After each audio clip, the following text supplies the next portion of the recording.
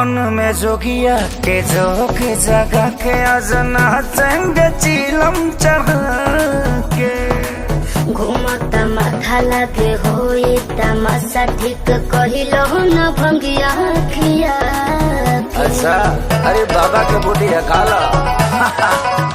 हाँ मन में जोगिया के जोग जगा के आज नाचेंग चिलम चढ़ा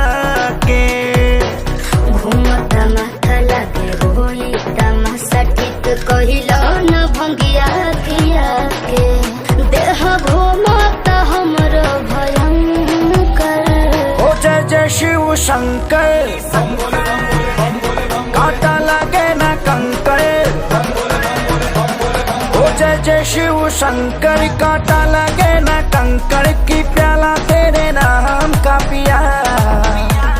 मैं गिर जाऊंगी मैं मर जाऊंगी जो तूने मुझे थाम लिया ओ पिया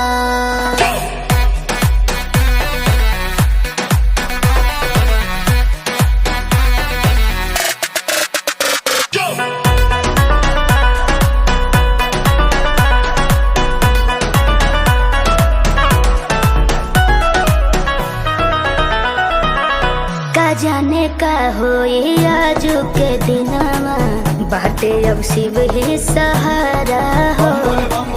थिर के कदम बाटे गजबे उमंग में ऐसन करी हो ना फिर दोबारा हो हाँ मस्त मलहूं छोड़ी सरहूं झूमो बमस्ती में मार के दम भूल जगम कुछ ना होई कस्ती में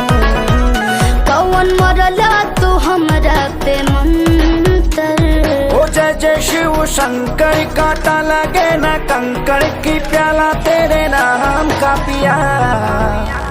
मैं गिर जाऊंगी मैं मर जाऊंगी जो तूने मुझे थाम लिया ओ पिया